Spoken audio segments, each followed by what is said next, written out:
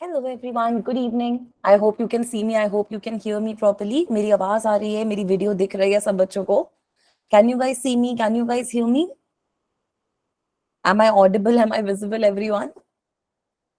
Yes, yes, yes. कैसे हो सब? How are you guys doing today? How are you guys doing today, guys? कैसे हो सब? Good, that is awesome. कैसी चल रही है सबकी पेपर्स की तैयारी? How are your preparations going? Paper की तैयारी कैसी चल रही है सब बच्चों की? अच्छी चल रही हैं, चलो बहुत बढ़िया बात है. तो अभी आपके पेपर सब लोगों के आने वाले हैं. आई थिंक 17th को आपका पहला पेपर है. So all the best for the paper everyone. English का पेपर है तो अच्छे से तैयारी करना. इंग्लिश के लिए यही टिप्स है कि सारे चैप्टर्स अच्छे से रिवाइज कर लो, सारी चीजें पढ़ लो, तो आपके लिए सही रहेगा. All right. एंड ऑब्वियसली जो भी सारे ये फॉर्मेट्स होते हैं, सारे लेटर्स के, नोटिस के, जो भी आपकी चीजें आ रही हैं, you should be aware of them as well, क्योंकि फॉर्मेट के भी नंबर्स होते हैं. एंड कॉम्प्रिहेंशन वगैरह पे डिपेंड करता है कि आपकी रीडिंग स्पीड कैसी है, उसको भी केयरफुली रीड करना. तो इंग्लिश का पेपर तो I think all of you can crack very well. ठीक है, तो फिजिक्स पे अगर हम आते हैं तो अभी तक हम काफी सारी चीजें डिस्कस कर चुके हैं. We have discussed vectors, we have discussed motion in the plane, motion in a straight line, units and dimensions. ये 3 चैप्टर्स तो हम अच्छे से पढ़ चुके हैं. वेक्टर्स का कॉन्सेप्ट भी बहुत अच्छे से समझा था हम लोगों ने. तो अगर आप देखते हो, मैंने इसकी रिकॉर्डिंग भी अपलोड कर दी है, आपके पास पहुंच जाएंगी 1-2 दिनों में, अगर अभी तक नहीं आई है तो. सो you will see that I have actually uploaded 2 recordings. ठीक है, तो एक बैच ऐसा था जिसमें वेक्टर्स की क्लास अलग हुई थी, मोशन इन अ प्लेन की अलग हुई थी. तो वो वाली रिकॉर्डिंग मैंने अपलोड कर दी है, क्योंकि उसमें वेक्टर्स भी मैंने काफी डिटेल में एक्सप्लेन किया है and motion in a plane भी काफी डिटेल में एक्सप्लेन किया है. सो अगर आपकी क्लास में भी मैंने टॉपिक सेम कवर करवाए हैं, बस उसमें थोड़ा टाइम ज्यादा लेकर कवर किए थे, तो आपको कोई इशू हो उस रिकॉर्डिंग में देख सकते हो आप, उसमें थोड़ा सा एक्सप्लेनेशन और अच्छे से है. तो अगर कोई ऐसा टॉपिक है जो आपको क्लास में थोड़ा कम समझ में आया या फिर किसी में डाउट्स है, so you can refer to that recording as well. All right, is that cool guys? ठीक है, अब आज की क्लास के एम के बारे में बात कर लेते हैं. आज की क्लास का हमारा एम ये है कि हम न्यूटन लॉज ऑफ मोशन समझना चाहते हैं. So I will cover this chapter in 2 classes as well, क्योंकि चैप्टर थोड़ा लंबा है और बच्चों को बहुत प्रॉब्लम्स रहती हैं कि मैम टेंशन क्या है, मैम फ्रिक्शन क्या है, मैम ये पुली वाला सिस्टम कैसे हैंडल करें, मैम एमजी कैसे बनाए. बहुत प्रॉब्लम्स रहती हैं बच्चों को. तो अच्छे से ये वाला जो टॉपिक है हम अच्छे से कवर करेंगे and we will cover it with pure detail. हम पूरा डिटेल के अंदर इसको स्टडी करेंगे. ठीक है. सो अब अगला हमारा जो हमें आज की क्लास में जो हमें चीज पढ़नी है, second, we have to study Newton's laws of motion. Alright, are you guys ready for today's class? ठीक है, let me share my screen with you guys ताकि we can begin this chapter. This chapter is not very difficult. आज की class थोड़ी सी theoretical भी रहेगी and we will solve a lot of questions too. So let us begin with this particular chapter. So very good students, सब ready हो जाओ. Take out your notebook, take out your pen and be ready. We want to cover Newton's laws of motion. ठीक है, तो Newton के 3 laws of motion होते हैं. तीनों लॉज को हम कवर करना चाहते हैं आज की क्लास में. All right. So now can you tell me what is Newton's first law of motion? इसको लॉ ऑफ इनर्शिया भी कहते हैं. Newton first law of motion हमें क्या बताता है? What does the Newton first law of motion tell us? Can you guys tell me कि what does the Newton first law of motion tell us?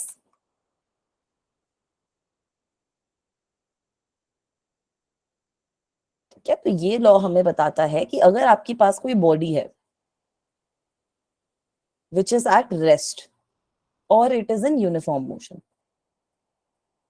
ठीक है, if there is a body which is at rest और it is in uniform motion, तो ये जो body है it will remain in this condition. वो ऐसे ही रहेगी. वो रेस्ट पे है तो वो रेस्ट पे ही रहेगी, वो यूनिफॉर्म मोशन में है तो वो यूनिफॉर्म मोशन में ही रहेगी, until and unless there is some external force which is being applied on it. Right, this is what Newton's first law tells me. सब लोग अग्री कर रहे हैं? Yes ma'am, no ma'am?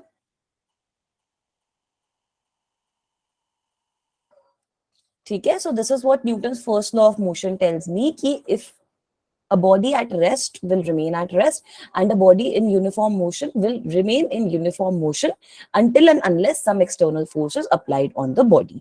तो ये चीज आप वैसे भी देख सकते हो कि अगर आपके सामने कोई बुक भी रखी है तो वो बुक रेस्ट पे ही रहेगी ना, until and unless आप उसको पुश करो या पुल करो, कुछ भी उस पर फोर्स अप्लाई करो, कुछ भी उस पर चीज आगे अप्लाई करो, तभी वो मोशन में जाती है, otherwise it won't go in motion anymore, right? वैसे अगर आपकी कोई ऑब्जेक्ट चल रही है, there is an object which is moving with constant velocity, if there is an object which is in uniform motion, तो वो भी यूनिफॉर्म मोशन में चलती रहेगी until and unless you are applying some force, ताकि आप उस ऑब्जेक्ट को रोक पाओ.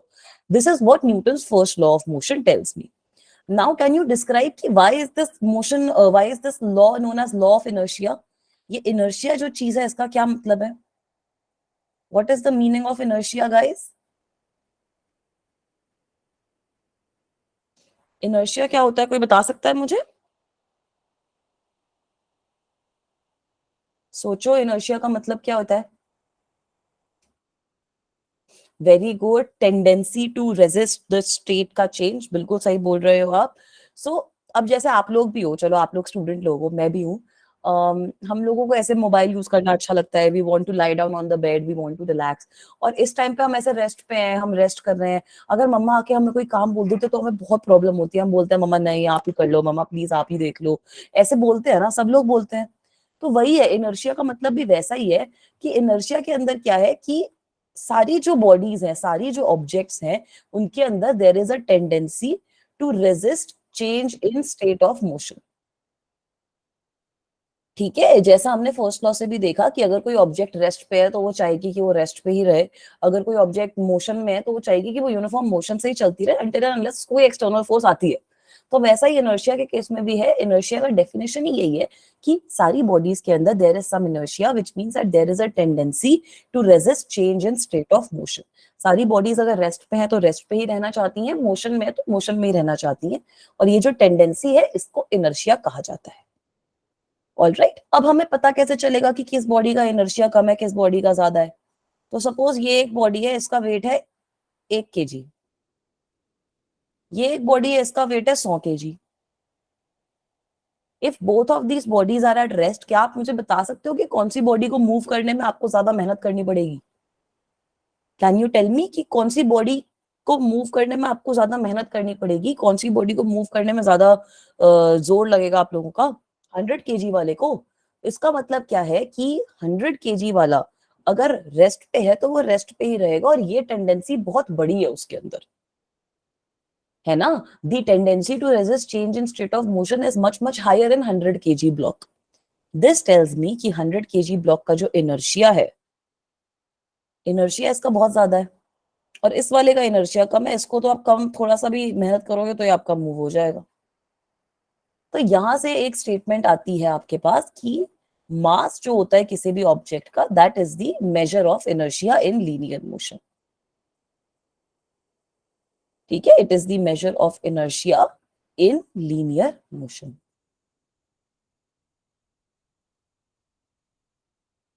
ऑलराइट, तो यहां से ये स्टेटमेंट निकल के आती है. काफी बुक्स में लिखा होता है कि मास और इनर्शिया रिलेटेड हैं, या मास इनर्शिया पे डिपेंड करता है, या इनर्शिया मास पे डिपेंड करता है.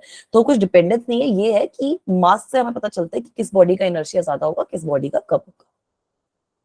ठीक है, अब आपका जो इनर्शिया होता है वो भी 3 टाइप का होता है, रेस्ट का, मोशन का और डायरेक्शन का. Let us try to understand these with examples. तो ये जो एग्जांपल है अभी आपके सामने, this example will help us understand about inertia of rest. ठीक है, इस एग्जांपल से हम इनर्शिया ऑफ रेस्ट अच्छे से समझ पाएंगे.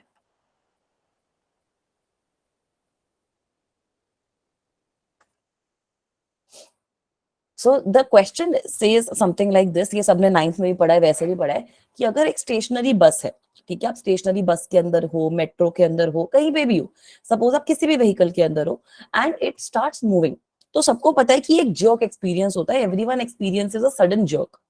सो why does this happen? The reason is because of inertia of rest. होता क्या है, ये आपकी बस है, ठीक है, this is your bus. So now there is a person who is standing in the bus. ठीक है, so when the bus suddenly starts to move, तो जो ये फीट वाला एरिया है, the feet, they are touching the bus. जो lower body है आदमी की, since the feet are in contact with the bus, so feet will move forward with the bus itself. क्योंकि बस आगे चली गई तो feet भी आपके आगे चले जाएंगे. Feet move forward with the bus. But problem क्या होती है? प्रॉब्लम ये होती है कि हमारी बॉडी फ्लेक्सिबल है, राइट? तो आपकी जो अपर बॉडी है, now the upper body does not want to move forward. Upper body की टेंडेंसी है कि वो रेस्ट पे ही रहे, क्योंकि वो इनर्शिया ऑफ रेस्ट अब पोजेस कर रही है. So since upper body has a tendency to remain at rest, वो रेस्ट पे ही रह जाती है और पैर आगे चले जाते हैं. Alright, so when this happen, can you imagine this situation? So when this happen, your body gets tilted थोड़ा सा. Your body में आपका कुछ ऐसे आ जाता है सिचुएशन कि आपकी अपर बॉडी पीछे है, पैर आगे चले गए, इसलिए बंदे को एक्सपीरियंस होता है कि वो पीछे की साइड पे गिर रहा है. ठीक है, सो ये रीजन होता है कि अगर कोई स्टैंडिंग पैसेंजर है बस के अंदर तो वो पीछे की साइड गिरने का फील करते हैं. They experience a jerk in the backwards direction. Alright, this example is clear, I hope.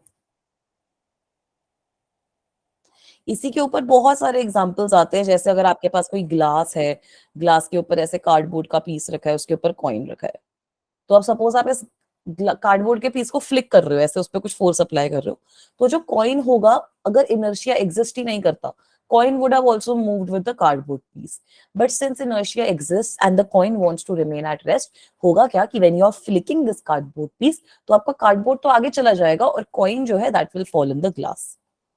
So this is a very cool experiment and you all can see that in the in videos on YouTube वगैरह as well. तो बड़ा सही experiment लगता है मुझे ये. दूसरी चीज ये है, अब ऐसे I have never eaten fruits from a tree, but I don't know if you guys have or not. But अगर आप ट्री के ऊपर ऐसे ऐसे fruits लगे हुए हैं कुछ भी, and if you start shaking the tree, then these fruits and some leaves they will also fall नीचे. So why does that happen now? This also happens because of inertia of rest. कि आपके जो सारा पेड़ को जब आपने shake करना शुरू किया, तो आपका पेड़ जो है, पेड़ की ब्रांचेस जो है, वो सारी मोशन में आ गई. बट फ्रूट्स जो लगे हुए हैं पेड़ पे, अब वो चाहते हैं कि वो रेस्ट पे ही रहे, जिसकी वजह से वो पेड़ से अलग हो जाते हैं. ऑलराइट, इसके एक दो एग्जांपल्स मैं और बता देती हूँ.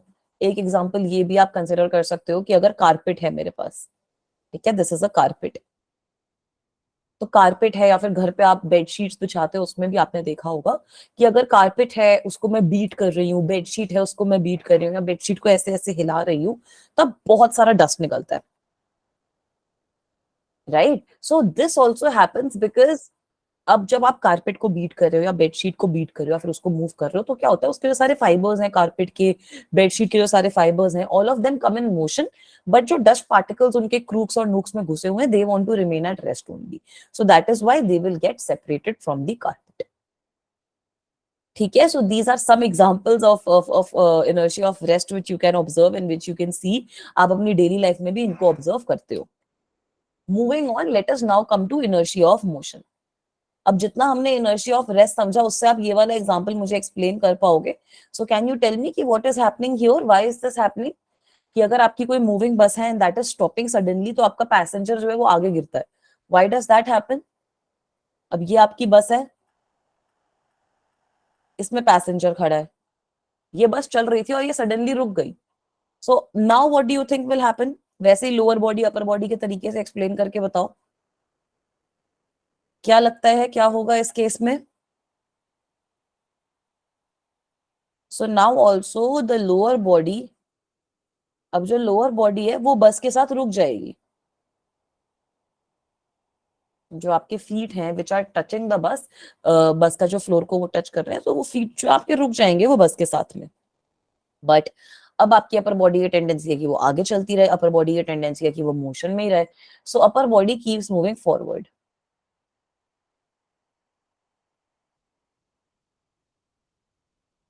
ठीक है, आपकी जो अपर बॉडी है that will keep moving forward because of inertia of motion.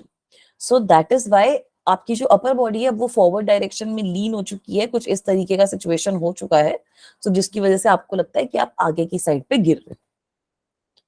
Alright, very good, सब बच्चों ने बहुत अच्छे से बता दिया इसका आंसर भी, गुड जॉब. अब इसके भी बहुत सारे और केसेस होते हैं जो आप ऑब्जर्व करते हो. सबसे पहला होता है कि if there is a person who is getting down from a moving bus और अ मूविंग ट्रेन. ठीक है, तो तब आपने देखा होगा कि if a person is getting down from a moving bus और if they are getting down from a moving train जो कम वेलोसिटी से चल रही है, it is not right, so please don't do it, but yes it can be seen in movies and other stuff. कि अगर ऐसा होता है तो आप देखोगे कि if a person is getting down, वो थोड़ा सा चलते रहते हैं, ठीक है, वो they remain in motion only, they keep on moving and then after a little while they stop. So why does this happen is, क्योंकि अगर आप डायरेक्टली उतर के रुक जाओगे तो आप गिर जाओगे। ये भी इनर्शिया ऑफ मोशन का ही एक एप्लीकेशन है, क्योंकि होता क्या है कि आपकी बस मूव कर रही है तो आपकी बॉडी की टेंडेंसी है कि वो मूव करती रहे। When you are getting down and your feet are touching the ground, तो आपके फीट आ जाते हैं इंस्टेंटेनियसली रेस्ट पे, बट आपकी अपर बॉडी की टेंडेंसी है कि वो बस के साथ ही, जिस डायरेक्शन में बस जा रही है उस डायरेक्शन में वो चलती रहे, क्योंकि उसकी मोशन में है वो। So that is why if you get down from a moving vehicle, there is a possibility that you can fall because your feet have come to rest, but your body will lean towards the other side क्योंकि वो चाहती है कि वो motion में ही रहे। तो इसलिए काफी लोग क्या करते हैं, they get down from moving bus or they get down from moving train, they keep on running. Right? This is a good application. बच्चों ने देखा है ये वाली application in movies or something else?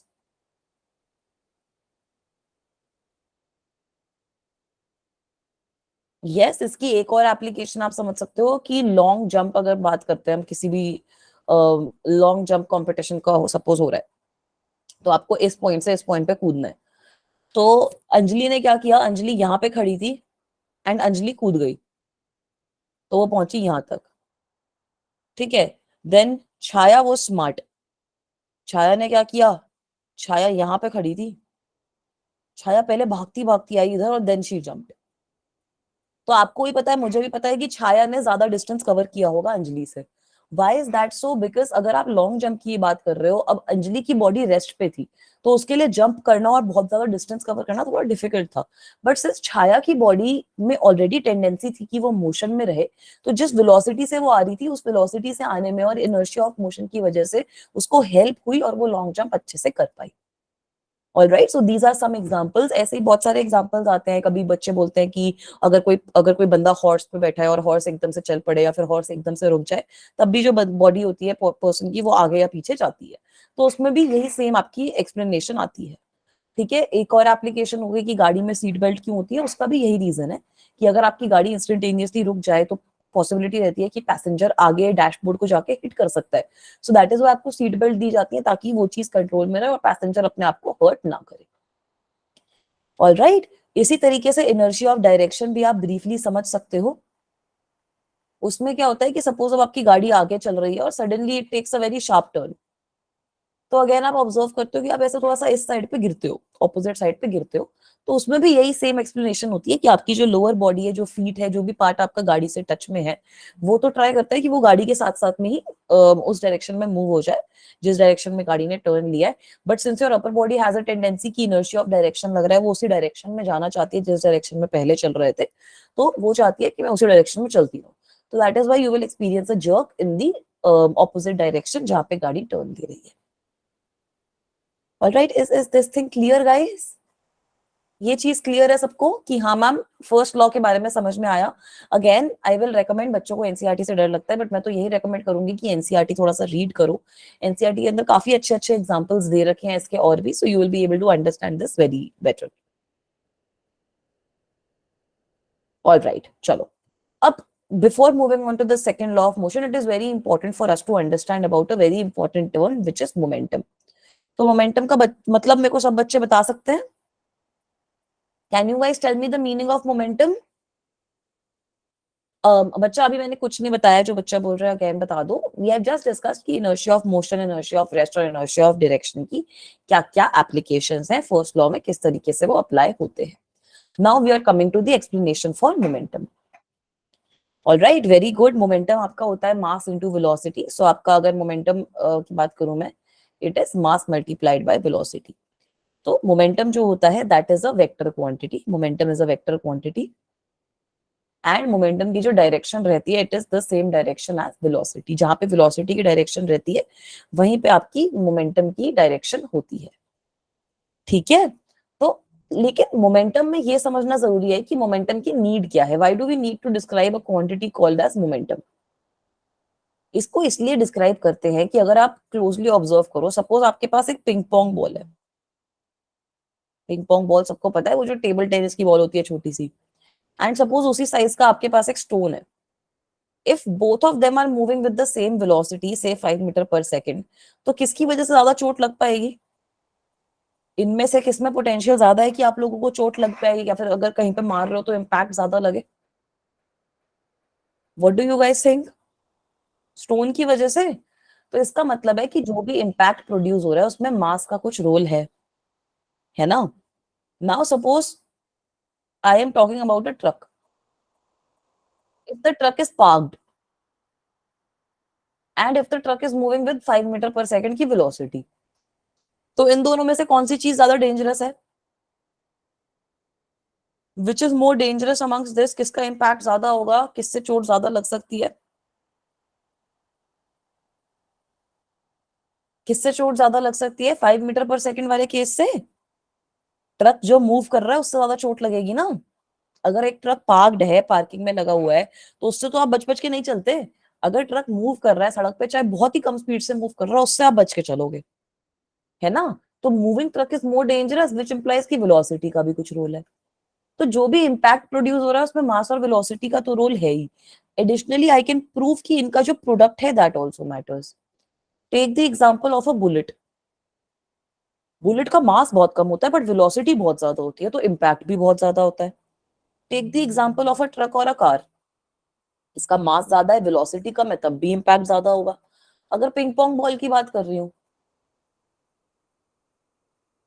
तो मास कम होगा, वेलोसिटी कम होगी, तो इम्पैक्ट कम रहेगा. इसका मास कम है, अगर मैं वेलोसिटी बहुत ही ज्यादा इसको दे दूं तब भी इससे चोट लग सकती है, राइट? और अगर मैं यही सेम ट्रक की बात कर रही हूँ कि इसका मास ज्यादा है बट इसकी वेलोसिटी जीरो है, तब इम्पैक्ट जीरो हो गया. तो यहां से हमें ये समझ में आ रहा है कि जैसा विशाल ने बोला बिल्कुल सही, कि मास और वेलोसिटी जो होते हैं they affect the motion of an object, और जो इम्पैक्ट क्रिएट हो रहा है वो भी अफेक्ट करते हैं. तो इसीलिए मोमेंटम जो टर्म है वो हमारे लिए समझना बहुत जरूरी रहता है. ठीक है, यहां तक क्लियर है सब बच्चों को? जितना हमने अभी तक कवर किया है, is that clear to everyone?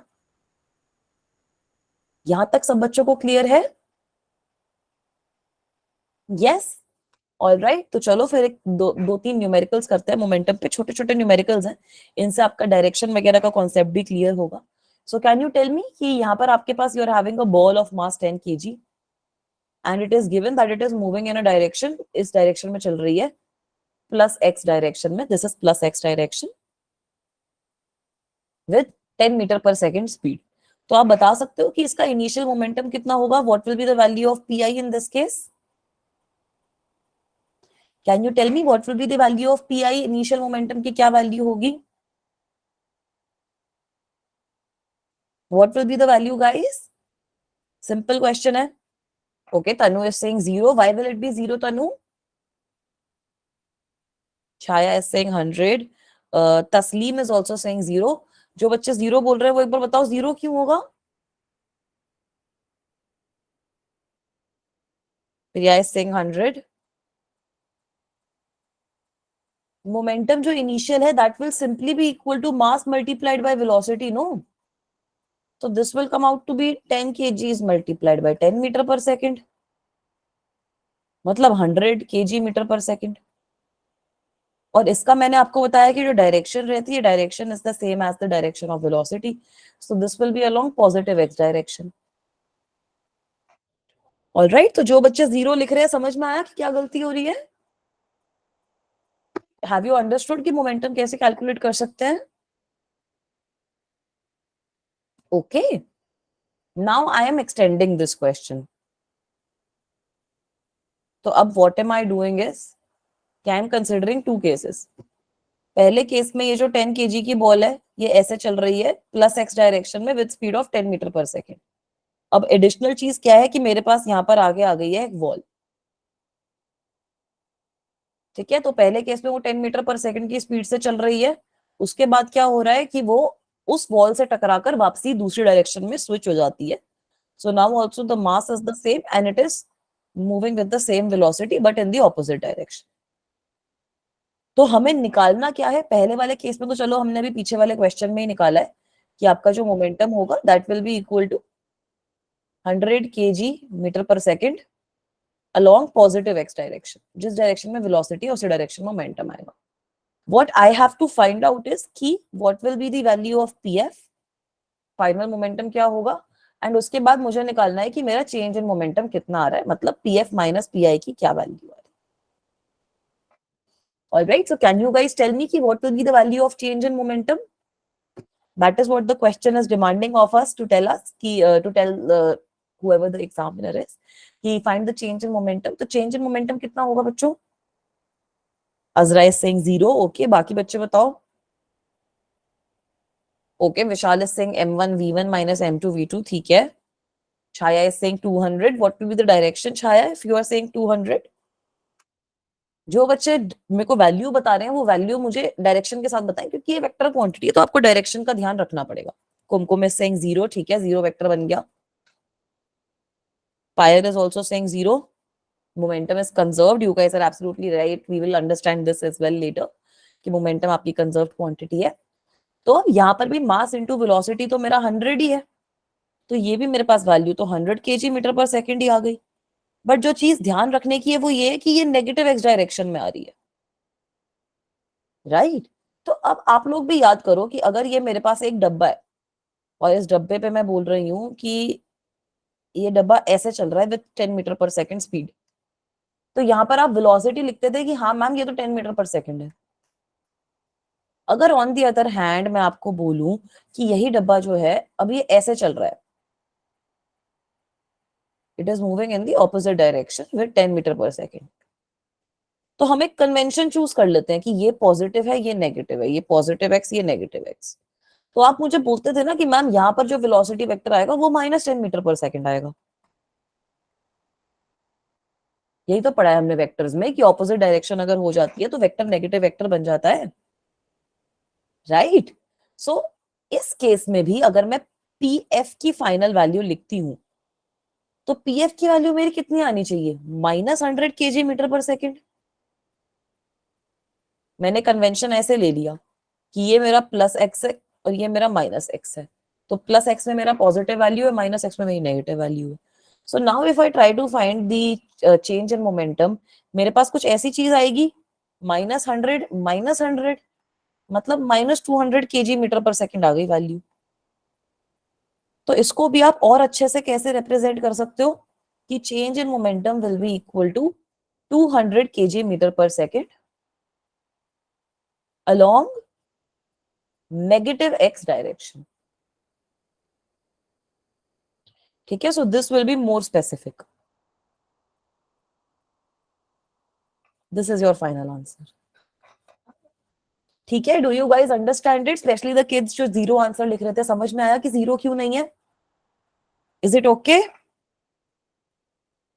पहले 200 था मतलब इनिशियल मोमेंटम आपका 100 आया है, फाइनल मोमेंटम आपका -100 आया क्योंकि वो नेगेटिव एक्स डायरेक्शन में है.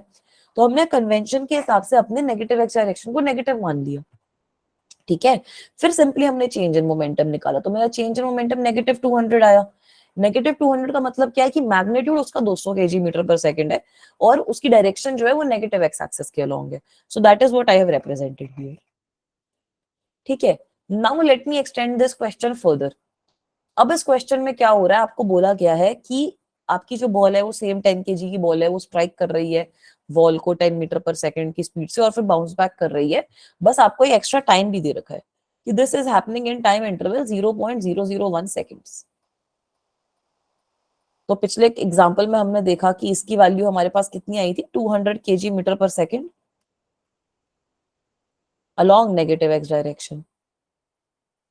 आपको बोला क्या है यहाँ पे निकालने को? They are saying that can you calculate the change in momentum with respect to time, मतलब they are asking you to calculate del P upon del T. So this is तो मैथमेटिकल. तो ये आपके पास आ जाएगा 200 डिवाइडेड बाय 0.001. इसको मैं ऐसे लिख सकती हूँ 200 डिवाइडेड बाय 10 रेज टू -3, मतलब this value will be equal to 2 into 10 raised to 5 kg meter per second square. Now if you look very closely, this term right here, this is Newton, है ना? ये मेरी unit of force ही तो है KG metre per second square. तो आप देख सकते हो कि यहां से भी हमारा जो आंसर है वो आ जाएगा कि जो सेकेंड लॉ है वो वेरीफाई हो रहा है, that the change rate of change of momentum is giving me force. So that is what Newton's second law tells us. Newton का सेकेंड लॉ हमें यही बताता है कि मोमेंटम जो है आपका, the rate of change of momentum is directly proportional to the force. ठीक है, सेकेंड लॉ थोड़ा समझ में आया? इस सेकेंड लॉ ओके गाइस? ये स्टेटमेंट सबको समझ में आई कि हाँ मैम? यस। तो यहाँ पे आप बोल सकते हो, इसको मैं ऐसे भी लिख सकती हूँ कि force is directly proportional to rate of change of momentum. ठीक है, अब इसको अगर मुझे इक्वालिटी में कन्वर्ट करना है तो वो भी मैं कर सकती हूँ। मेरे पास आ जाएगा कि F will be equal to some K DP by D T. So what is this K right here? ये आपका कांस्टेंट ऑफ प्रोपोर्शनैलिटी है। Alright, this is a constant of proportionality. हमें वैल्यू किसकी फाइंड करनी है? ये डीपी बाई डी टी की। So we know that P is equal to M V, right? मतलब डीपी बाई डी टी आपका एक तरीके से इक्वल हो गया D differentiation of m v by D t. अब जिन बच्चों ने डिफरेंशिएशन थोड़ी सी पढ़ी है उनको पता है कि यहाँ पे प्रोडक्ट रूल वाला चीज लगना चाहिए। मतलब d m v by D t को हम कैसे लिख सकते हैं? अगर आपके पास दो टर्म्स हैं जो मल्टीप्लाई हो रही हो और आप उसका डिफरेंशिएशन करना चाहते हो, तो आप उसको ऐसे लिखते हो, mass as it is d v by D t plus v as it is d m by D t. अब मोस्ट ऑफ द क्वेश्चंस के लिए, जैसा विशाल ने बोला, बिल्कुल सही बोला, कि जो मास रहता है वो आपका कांस्टेंट रहता है। तो किसी भी कांस्टेंट को अगर आप डिफरेंशिएट करते हो, you obtain a zero value. So this means that this terms comes out to be zero. तो dp by dt आपके पास सिंपली आ गया m dv by dt, and if you look closely, this dv by dt is acceleration. So you obtain dp by dt as simply equal to mass into acceleration. तो यहां से मेरे पास force की क्या value आ गई? k multiplied by mass into acceleration, है ना? अपने कन्वीनियंस के हिसाब से, अपने कन्वेंशन के हिसाब से हम ये जो k है इसकी वैल्यू को अज्यूम कर लेते हैं 1। SI और CGS सिस्टम में इसकी वैल्यू 1 रहती है। So we obtain the final expression of force from second law of motion as m।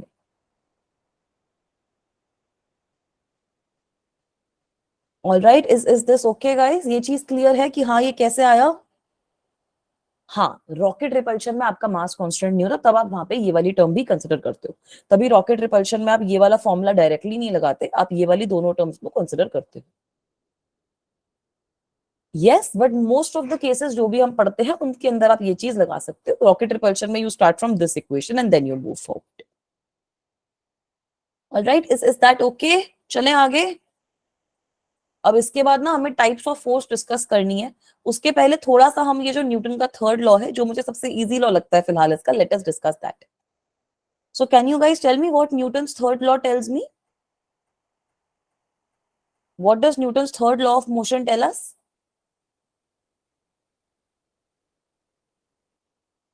क्या बताता है न्यूटन का third law of motion? Action reaction, very good. So it tells us something like this कि every action has an equal and opposite reaction.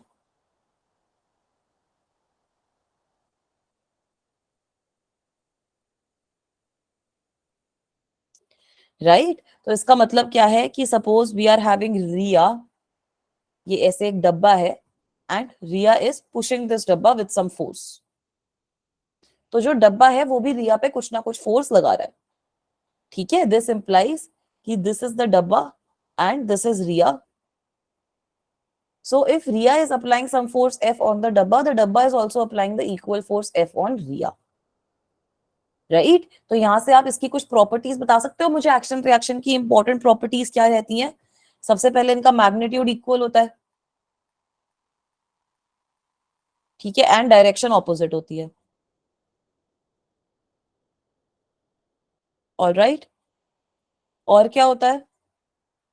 What is some other properties क्या होती हैं? Very good, they will always act on different bodies, they will never act on the same body, वरना तो फिर cancel out ही हो जाएंगे, तो motion होगा ही नहीं। वो हमेशा डिफरेंट बॉडीज पे आपके एक्ट करते हैं। ठीक है, ठीक है, बिल्कुल सही, वेलोसिटी वगैरह सेम होती है। एक और इंपॉर्टेंट चीज कि they are the same in nature. Nature same होने का मतलब है कि आप इलेक्ट्रोस्टैटिक और ग्रेविटेशन फोर्स को एक्शन रिएक्शन नहीं बोल सकते। समझ रहे हो मैं क्या बोल रही हूँ? Can you understand that? तो ये कुछ इंपॉर्टेंट प्रॉपर्टीज हैं जो हम न्यूटन थर्ड लॉ में पढ़ते हैं कि हमारे कोई भी अगर पेयर है तो वो इस तरीके से चलता है, right. Now let us come and understand different types of forces. तो ये 3 टाइप की फोर्सेस हैं जो आज मैं बेसिकली समझाना चाहती हूँ। तो हम इन सब चीजों को कवर करेंगे आज, and additionally we will also talk about questions for all of these. सबसे पहले हम बात कर रहे हैं नॉर्मल की। तो कोई मुझे बताएगा कि नॉर्मल क्या होती है? Good point Vishal, I am coming to your point soon. Can you tell me कि what is the meaning of normal? Normal force क्या होती है? नॉर्मल फोर्स आपकी एक टाइप की कांटेक्ट फोर्स होती है, ठीक है। It is a reaction, it is normal reaction बोला जाता है इसको, कांटेक्ट फोर्स होती है ये। तो बैलेंस करने के लिए बोलते हैं, ठीक है, बिल्कुल सही बोल रहा हूँ कि जैसे अगर आपका कोई मास है वो हवा में है, तो पता तो हमें है ही, वेट के बारे में हम और डिटेल में पढ़ लेंगे, बट वी नो दैट उसके ऊपर mg जो है ये मेरा वेट होता है, this is acting on the object, right. But now suppose this same thing is kept on a table, if this mass is kept on a table then also mg will act on it, है ना। But अब ये मास table को चीर के नीचे तो जा नहीं रहा, मास तो मेरा रेस्ट पे है, मतलब there must be some other force जो इस mg वाली फोर्स को बैलेंस कर रही है ताकि इस मास पे नेट फोर्स कोई एक्ट ना कर रही हो, उसको हम कहते हैं ये ये होती है मेरी normal reaction force. All right, तो इस तरीके से आप नॉर्मल को डिफाइन करते हो। एक और चीज जो आपको समझनी है कि normal force is always perpendicular to the plane of contact. जैसा आपका प्लेन ऑफ कॉन्टैक्ट रहेगा नॉर्मल फोर्स उसके हिसाब से उसकी डायरेक्शन चेंज होती रहती है, कोई फिक्स डायरेक्शन नहीं होती। जैसे अगर आप यहाँ पे देखो तो ये आपका प्लेन ऑफ कॉन्टैक्ट है, तो नॉर्मल फोर्स के परपेंडिकुलर आएगी। अगर आपके दो बॉक्सेस इस तरीके से स्टैक्ड हैं तो आपका प्लेन ऑफ कॉन्टैक्ट हो जाएगा ये कुछ ऐसा, तो आपकी नॉर्मल फोर्स कुछ ऐसे आती है, इस पे ऐसे, इस पे ऐसे, ठीक है। वैसे अगर आपके पास दो डब्बे हैं जो इस तरीके से कांटेक्ट में है, so now your plane of contact will become this, right. तो दोनों पे नॉर्मल कुछ ऐसे लगेगी, ठीक है। वैसे ही अगर आपका वेज वाला सिस्टम है, सपोज आपके पास वेज है यहाँ पे कोई ऐसा, इसके ऊपर आपका एक डब्बा रखा है, तो यहाँ पर भी आपका जो प्लेन ऑफ कांटेक्ट रहेगा दैट विल बी दिस। तो जो आपकी नॉर्मल फोर्स लगेगी ये डब्बे पे लगेगी ऐसे, और ये डब्बे की वजह से वेज पे लगेगी इस डायरेक्शन में, ठीक है। ये इतना क्लियर है सब बच्चों को कि हाँ मैम नॉर्मल फोर्स के बारे में बेसिक समझ में आया? Is this much part clear to everyone? Yes, very good, so let us move forward, ठीक है। So this is an easy example. आपके पास एक डब्बा है 4 kg का जो ऐसे रखा हुआ है कहीं टेबल पे, so you have to tell me कि what will be the normal force in this case. All right, तो आप बोलोगे कि मैम नॉर्मल मेरी ऐसे बन जाएगी एंड मेरे को पता है कि वेट मेरा mg बन जाता है। तो बच्चे मुझे ना बहुत प्यार से ये भी बोल देते हैं कि मैम हमें तो ये भी पता है कि अब यहाँ पर क्योंकि ये बॉक्स मूव नहीं कर रहा तो n will be equal to mg, ठीक है। मैं बोलती हूँ बिल्कुल सही बोल रहे हो। So my question to you is, are n and mg action reaction pairs? They are equal, they are opposite in direction, so are they action reaction pairs? Suhail is saying yes, Chaya is saying yes, all right. बाकी बच्चे बताओ, तनु is saying yes, Priya is saying yes, Vishal is saying no, ठीक है। और बच्चे बताओ क्या लग रहा है, आते action reaction pairs? Yes. Vishal, why do you think they are not action reaction pairs? Action reaction pair नहीं है, आपने ऐसा क्यों बोला? दोनों का मैग्नीट्यूड इक्वल है, दोनों ऑपोजिट डायरेक्शन में लग रहे हैं, सब कुछ तो सही है, एक्शन रिएक्शन पेयर तो है ही। बाकी बच्चे तो बोल रहे हैं yes. Why do you think they are not action reaction pairs? Very good. Firstly, both these forces have different nature.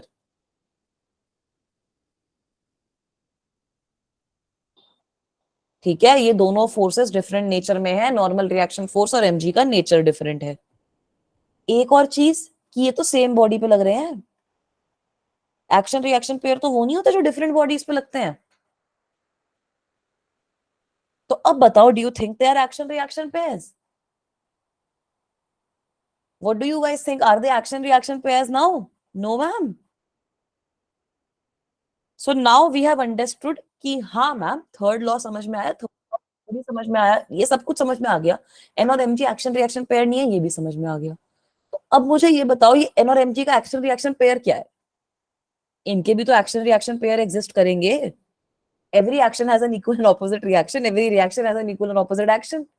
इनका भी तो कुछ एक्शन रिएक्शन पेयर एग्जिस्ट करेगा, एमजी का और एन का। तो वो है क्या? कैन यू गाइस थिंक कि क्या होंगे वो?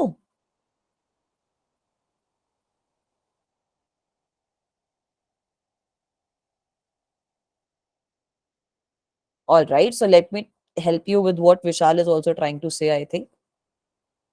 अगर आपका ये ब्लॉक है जो ये टेबल पे रखा हुआ है, तो ये आपका प्लेन ऑफ कांटेक्ट आ गया। इस ब्लॉक पे ये सरफेस की वजह से नॉर्मल इस डायरेक्शन में एक्ट करती है।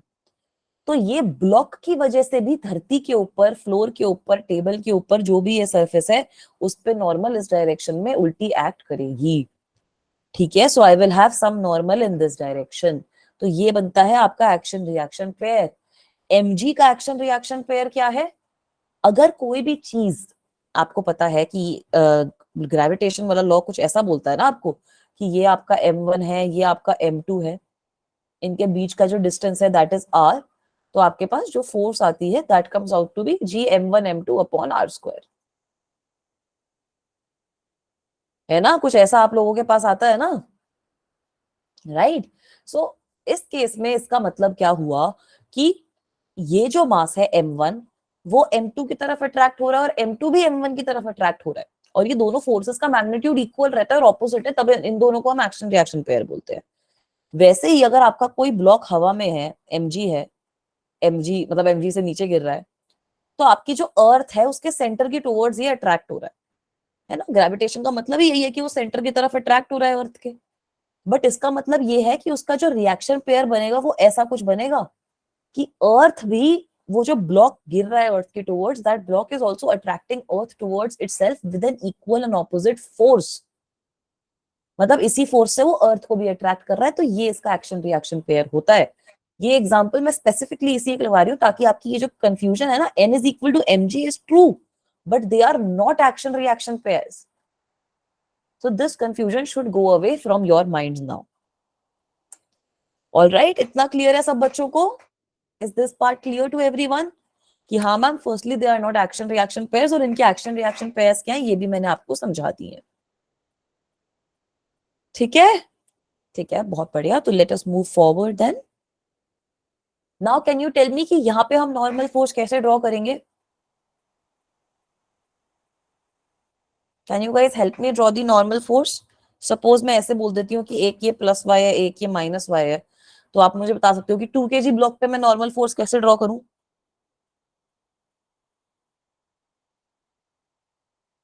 ऊपर की साइड पे ऐसा। ठीक है, सपोज दिस इज एन, ये 2 kg की ब्लॉक पे आपकी फोर्स लग रही है n. What about 4 kg block, इस पे कैसे ड्रॉ करूं?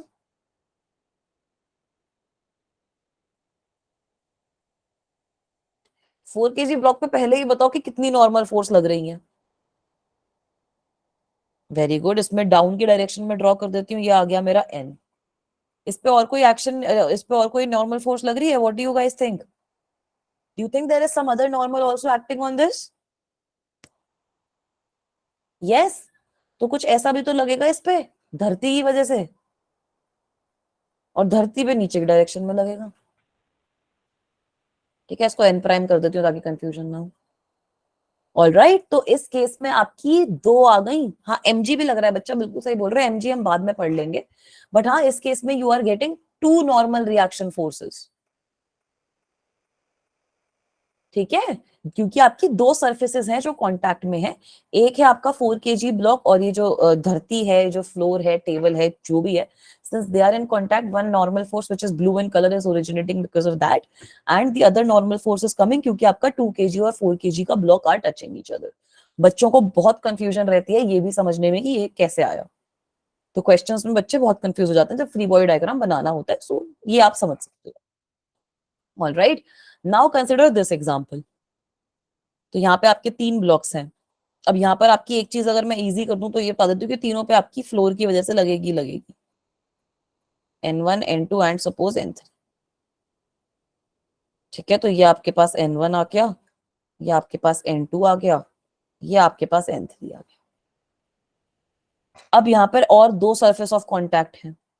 एक तो ये है 1 और 2 kg वाली, इसको येलो से रिप्रेजेंट कर रही हूँ, और दूसरा ये है 4 और 2 kg वाली, इसको व्हाइट से रिप्रेजेंट किया है। ठीक है, तो अगर मैं 1 kg के ब्लॉक पे ड्रॉ करूं तो राइट हैंड साइड में इस डायरेक्शन में बनेगा मेरा नॉर्मल, है ना। और अगर मैं यही जो येलो वाली फोर्स है ये 2 kg पे भी लगेगी इस डायरेक्शन में। अब अगर मैं 2 और 4 kg को देखूं तो 2 और 4 kg के बीच में भी नॉर्मल रिएक्शन फोर्स लग रही है, तो वो कुछ ऐसी लगेगी। 2 kg पे इस डायरेक्शन में लगेगी और 4 kg पे इस डायरेक्शन में लगेगी। Suppose this is n prime.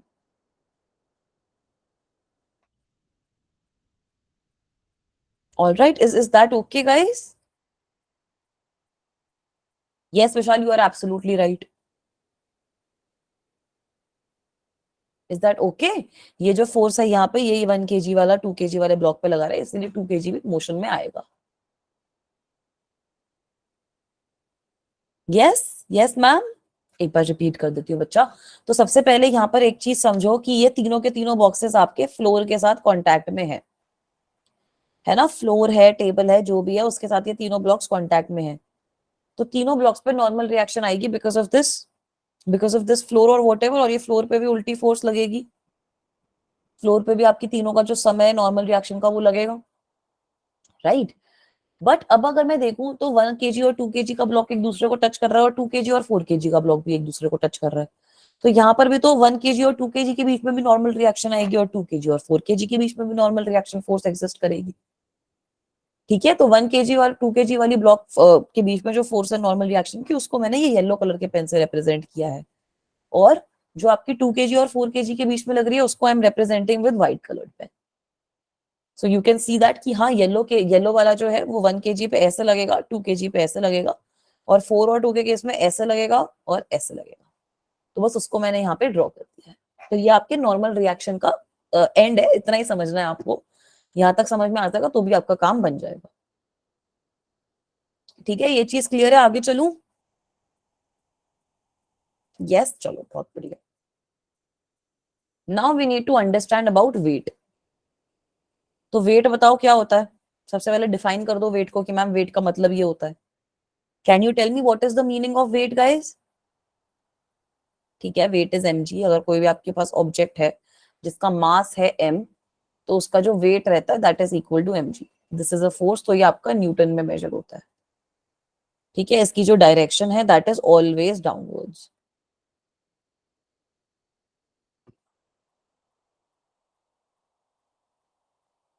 All right, so this is originating because of Earth's gravity, because of any planet's gravity, it can originate rather. तो this comes in picture because of gravity. तो कोई भी object अगर suppose आपकी अर्थ पे है, तो वो ऑब्जेक्ट अर्थ अर्थ उस ऑब्जेक्ट को अट्रैक्ट कर रही है, अर्थ के अंदर अपनी ग्रेविटी है जिसकी वजह से उस ऑब्जेक्ट को अट्रैक्ट करती है, और उसको हम कहते हैं वेट। तो एक इंपॉर्टेंट पॉइंट जो आप लोगों को पता चल गया होगा अभी, कि m जो है आपका mass that is a constant. ठीक है, आपका जो मास है दैट वोंट चेंज। अगर आप कहीं पे भी हो तो आपका मास जो है वो चेंज नहीं होगा। बट अगर आप बात कर रहे हो अब वेट की, तो वेट चेंजेस। आपका जो वेट अर्थ पे है, आपका वो वेट सेम मून पे नहीं होगा। All right, so very good. Weight is the force exerted because of Earth's gravity. So, because Earth's gravity is pulling all the objects towards its center, that is why weight comes into picture. And mass जो है आपकी, जिस भी object का mass आपके पास है, that is a constant quantity. But weight आपकी एक ऐसी quantity है जो change करता है depending on the place where you are at. जैसे जैसे आपकी g की वैल्यू चेंज होती है, वैसे वैसे आपकी वेट की वैल्यू भी चेंज हो सकती है। Yes, mass is always the same. Very good. ठीक है, यहां तक क्लियर है सबको? इतना क्लियर है कि हाँ मैम वेट तो समझ में आ गया। अब इन्हीं एग्जांपल्स में अगर मैं वेट की बात करूं, तो अब जैसे यहाँ पर तो आप वेट को सिंपली ड्रॉ कर सकते हो। अब तो ये आपको नॉर्मल भी ड्रॉ करना आ गया, वेट भी समझ में आ ही गया। तो वेट आपका mg ऐसे हो जाएगा। मैं अपने केस में g की वैल्यू 10 मीटर पर सेकंड स्क्वायर अज्यूम कर रही हूँ, मुझे मेहनत करने का इतना मन नहीं है। आप लोग अगर कॉपी में लिखते हो या फिर अगर आपके क्वेश्चन में स्पेसिफिकली लिखा है तो आप 9.8 मीटर पर सेकंड स्क्वायर यूज करते हो। ठीक है, तो आपका mg की value I can write as 40 newtons. उसके बाद होता क्या है कि अब बच्चों को नॉर्मल फोर्स का क्योंकि कॉन्सेप्ट समझ में आ गया, तो उनको पता है कि नॉर्मल भी लग रही है, तो यहां से आपके पास नॉर्मल की वैल्यू 40 न्यूटन आ जाती है। ठीक है, this sort of situation is good for you, क्योंकि अगर आपका यही ब्लॉक फोर्स से मूव कर रहा है और सपोज यहाँ पर आपका फ्रिक्शन का भी कुछ कॉन्सेप्ट आ गया है, तो आपको पता है कि जो फ्रिक्शन रहता है उसकी वैल्यू आपके पास म्यू एन आती है, और जो म्यू होता है that is the coefficient of friction, तो दैट इज वाई आपको एन की वैल्यू निकालनी आनी चाहिए, और एन की वैल्यू यूजुअली आपके एमजी के किसी कंपोनेंट से निकल के आती है। अगर आपके पास वेज वाला सीन है, तो सपोज थोड़ा सा आगे एक बार ब्लैंक स्लाइड ले लेती हूँ। सपोज आपके पास ऐसा कोई वेज है और उस पे ऐसा मास रखा है कोई, तो यहाँ पर भी आप ये चीज देख सकते हो कि अगर आपका mg नीचे के डायरेक्शन में है, ठीक है, तो आपका नॉर्मल फोर्स ऊपर लगता है, अगर आपकी एक्सेलरेशन है तो वो इस सेंस में आती है नीचे की साइड पे, फ्रिक्शन जो लगता है वो पीछे की साइड में लगता है। So it is smart of you to कि आप ये mg के कंपोनेंट्स इस एंगल में ले लो। तो जब आप ऐसा करते हो तो आपके पास ये वाला जो एंगल है this comes out to be theta. Alright, so now if you are taking components, तो मैंने सिखाया था ना जब कंपोनेंट्स के बारे में पढ़ रहे थे, कि अगर हम कंपोनेंट्स लेते हैं यहाँ पर, तो कंपोनेंट्स इस तरीके से लेंगे कि जो थीटा वाली साइड पे क्लोज हो रहा है पार्ट, ये जो मेरा पर्पल वाला पार्ट है, ये हो जाएगा mg cos theta, and this part right here, this will become mg sin theta. ठीक है, so you can see that here the value of n will be equal to mg cos theta. तो अभी अगली class में हम friction के बारे में भी ज्यादा बात करेंगे, बट फ्रिक्शन की वैल्यू अगर आपकी म्यू एन होती है, तो आप friction directly mu mg cos theta के टर्म्स में लिखते हो। ठीक है, इतना क्लियर है सब लोगों को? I am coming to more questions धीरे धीरे विशाल, गिव मी टाइम। अभी हम जब टेंशन को डिस्कस करेंगे तब वील कवर सम पुली वाले क्वेश्चंस।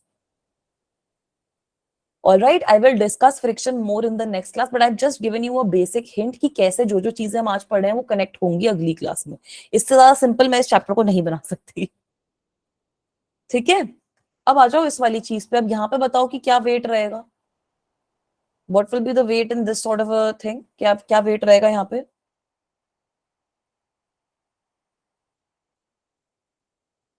तो इसका आप दो टाइप से एक्चुअली अप्रोच कर सकते हो, अगर आप इसको एक सिस्टम की तरह ट्रीट कर रहे हो। इसका मतलब है कि this is kind of equivalent to this. तो यहाँ पे जो आपका mg आता है वो आपका 16 न्यूटन के फॉर्म में आता है।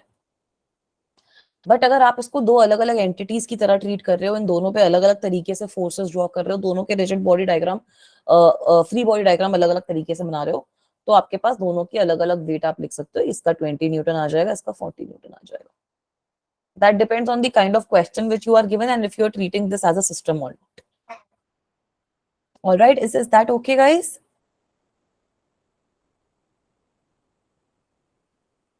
ठीक है, अब ये तो इजी है, वो तो कोई भी शेप और साइज हो, आपको सिंपली पता है कि मैम नीचे के डायरेक्शन में mg आएगा, तो इसकी वैल्यू आ जाएगी 40 into 10 400 Newton. All right, is that also okay? Yes, चलो अब आते हैं टेंशन फोर्स पे कि टेंशन क्या होती है। टेंशन के बारे में टेंशन मतलब काफी बच्चे are very scared of tension. So let me tell you कि टेंशन का ओरिजिन होता कैसे है। सपोज ये आपका कोई भी रूफ है, सीलिंग है, कुछ भी है, ये आपका एक थ्रेड है, वायर है, स्ट्रिंग है, रोप है, कुछ भी है, जिससे आपका कुछ मास हैंग कर रहा है। ठीक है, अब ये चीज तो आप सबको पता है कि मैम इस पे mg लग रहा है, पढ़ लिया ना अभी वेट के बारे में, है ना, वेट के बारे में हमने पढ़ लिया कि इस पे mg लग रहा है। But this mass is not following down, so this means that आपका जो थ्रेड है, thread must also apply some force on this mass, जिसकी वजह से ये mg बैलेंस हो रहा है और ये मास नीचे नहीं गिर रहा। तो ये जो फोर्स आपका थ्रेड अप्लाई करता है इसको हम कहते हैं टेंशन। ठीक है, this is a force which exist जब भी आपके पास कोई स्ट्रिंग का कॉन्सेप्ट आ रहा है, कोई रोप का कॉन्सेप्ट आ रहा है, कोई थ्रेड का कॉन्सेप्ट आ रहा है, तब आपके पास ये वाला जो है एग्जिस्ट करता है टेंशन फोर्स का चीज। एंड एक और चीज जो आपको समझनी है टेंशन फोर्स के बारे में इंपॉर्टेंट, दैट इज कि tension force is always pulling in nature. ठीक है, इसका मतलब क्या है कि आप कैसे भी लगा लो, आप पुली का सिस्टम सपोज कुछ भी ऐसे ऐसे करके जोड़ लो, या आपने एक मास जोड़ा, इससे आपने दूसरा मास जोड़ा, किसी भी तरीके से जोड़ा, तो जो आपका टेंशन रहेगा ना वो हमेशा मास से दूर जाता हुआ रहेगा। मतलब इस मास में टेंशन ऐसे आएगा, इस वाले स्ट्रिंग के टुकड़े में ऐसे आएगा, इस वाले टुकड़े में ऐसे आएगा। ठीक है, अगर यहां से भी मैं कोई मास जोड़ दूं, सपोज कुछ भी कॉम्प्लिकेटेड सा सिस्टम कर दूं, यहां से भी मैंने एक और मास जोड़ दिया आपका, ये लो बढ़िया सा ऐसे जेई का क्वेश्चन टाइप का सिस्टम बना दिया इसको। ठीक है, तो इस केस में भी आपकी जो टेंशन फोर्स रहती है वो पुलिंग फोर्स है, दैट विल पुल अवे। तो आप एक और चीज समझो कि ये जो दोनों थ्रेड्स हैं ये सेम है, क्योंकि ये पुली के थ्रू पास कर रहे हैं, तो ये T1 रहेंगे, और ये जो दोनों है ये डिफरेंट है, तो ये T2 रहते हैं। मतलब जितने आपके पास थ्रेड के पीसेस होते हैं, जितने कनेक्शन होते हैं, उस हिसाब से आपकी टेंशन भी चेंज होती रहती है, T1 T2 T3 आपके पास आ सकते हैं। Alright, is that okay guys? ये अभी तक समझ में आया टेंशन के बारे में जो चीजें पढ़ी? Yes ma'am, yes, force of friction होता है, अभी थोड़ा कम टाइम है, so I don't think that we will be able to cover friction today, but we will cover friction in the next class. Alright, friction थोड़ा सा पढ़ के आना, क्योंकि मैं ट्राई करूंगी कि थोड़े से हम क्वेश्चन ज्यादा कवर कर पाए, क्योंकि फ्रिक्शन लोगों को समझ में आ जाता है कि हाँ बॉडी में काइनेटिक फ्रिक्शन है, स्टैटिक फ्रिक्शन है, लिमिटिंग फ्रिक्शन है, ग्राफ कैसे बन रहा है वो समझ में आ गया, बट क्वेश्चन सॉल्व नहीं होते हैं बच्चों से। तो ये सारी चीजें मैं ब्रीफ में बताऊंगी, उसके बाद फिर क्वेश्चंस थोड़े ज्यादा सॉल्व करने पे फोकस करेंगे। ठीक है, फ्रिक्शन वाले क्वेश्चंस भी करेंगे, और जो एक्सेलरेशन वाले क्वेश्चंस होते हैं वो भी करेंगे, कि अगर आपका सिस्टम मूव कर रहा है तो अब क्या होता है। ठीक है, इस टाइप के क्वेश्चन हम अलग तरीके से सॉल्व करेंगे अगली क्लास में। Alright, okay Vishal, I will talk to my team if we can try to solve a sample paper, we will also try to do this. ठीक है, अब आ जाओ यहाँ पर। So let us try to draw the tension, normal and weight on the bodies here. तो weight तो simply बना दोगे, वेट तो सिंपल है मैम, ये नीचे की डायरेक्शन में लगेगा वेट, इसका वेट हो जाएगा 400 न्यूटन, इसका वेट हो जाएगा 500 न्यूटन। ठीक है, so this is coming out to be 400 newton, and यहाँ पे आपका वेट आ गया 500 न्यूटन। नॉर्मल रिएक्शन भी बना दो सिंपली, कि मैम ये आपका नॉर्मल रिएक्शन आएगा, क्योंकि ये वाला जो ग्राउंड है that is in contact with the 40 kg block. तो ये मैंने आपका नॉर्मल रिएक्शन बना दिया। अब लास्ट चीज बची है आपकी टेंशन ड्रॉ करना। तो टेंशन आपकी रोप के अलोंग आती है, हम इस तरीके से ड्रॉ करेंगे, पुलिंग फोर्स है, एंड सिमिलरली यहाँ पर भी पुलिंग फोर्स है, इस तरीके से हम ड्रॉ कर सकते हैं। ठीक है, दैट मीन्स कि आपके फ्री बॉडी डायग्राम कुछ इस तरीके से बन जाएंगे। Alright, these are your free body diagrams in this case.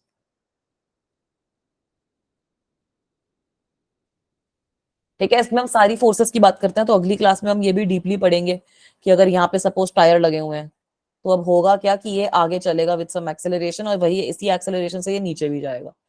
तो अब यहाँ पर हम इस एक्सेलरेशन की वैल्यू कैसे निकाल सकते हैं, क्या क्या कर सकते हैं, उस तरीके की चीजों से भी डील करने की कोशिश करेंगे।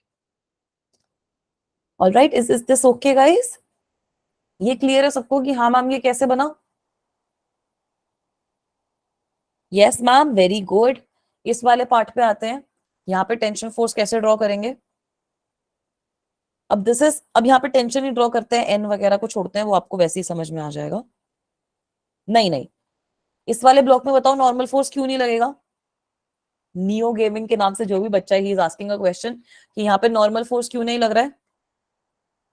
कोई बता सकता है मुझे नॉर्मल फोर्स क्यों नहीं लग रहा? बच्चा ये किसी चीज से कांटेक्ट में ही नहीं है ना, ये तो खाली एक स्ट्रिंग से लटका हुआ है।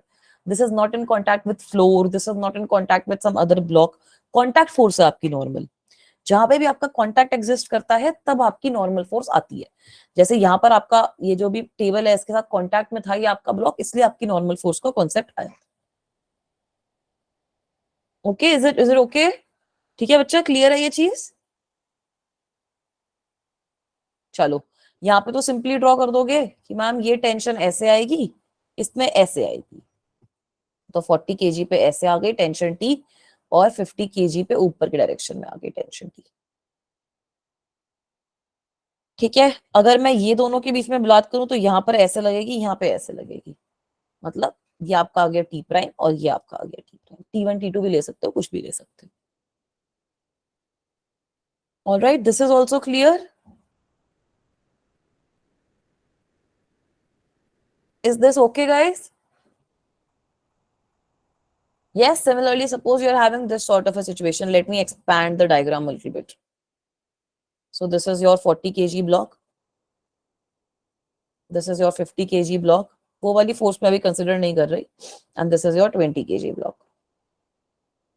This is your string connecting all of them. So now here there will be a tension in the pulling direction. तो ये आपका T1 हो गया, ये भी आपका T1 हो जाएगा. ये 40 और 50 के बीच में भी एक टॉट स्ट्रिंग है, इसकी वजह से भी आपकी टेंशन एग्जिस्ट करेगी. ये आपका T1 T2 हो गया suppose. So this will also be equal to T2. All right, this is also okay. Now if we talk about थोड़ा सा एक इंटरेस्टिंग क्वेश्चन और, कि इसमें आपको टेंशन, नॉर्मल और वेट तीनों ड्रॉ करना है. सबसे पहले टेंशन ड्रॉ कर देते हैं. ये आपका T1 है सपोज, तो यहां पर भी आपका ये T1 आएगा. ठीक है. ये अगर आपका T2 है तो ऐसे आपका एक T2 आएगा. अब अगर मैं 100 kg वाले ब्लॉक की बात करूं तो इस पे नीचे के डायरेक्शन में mg लगेगा, वो हो जाएगा आपका 1000 न्यूटन के इक्वल. यहाँ पे भी आपका नीचे के डायरेक्शन में mg लगेगा विच इज 200 न्यूटन, और इस केस में भी आपका नीचे के डायरेक्शन में mg लगेगा जो है आपका 500 न्यूटन. एडिशनली ये जो 20 kg और 50 kg वाला ब्लॉक है, इसके ऊपर आपकी नॉर्मल फोर्स भी लगेगी इस डायरेक्शन में.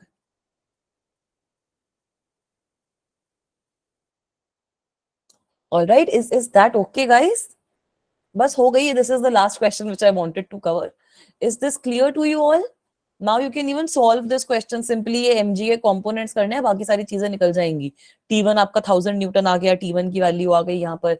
एक इनमें से कोई चीज गिवन भी होती है आपको, तो वो एमजी वगैरह के कंपोनेंट्स करके आप सारी चीजें निकाल पाओगे.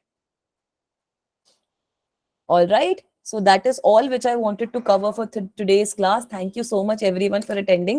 I hope कि आज की क्लास में मजा आया हो आप लोगों को. I hope it was fun for you guys. Did you have fun? All right. Thank you so much for attending the class, guys. Thank you.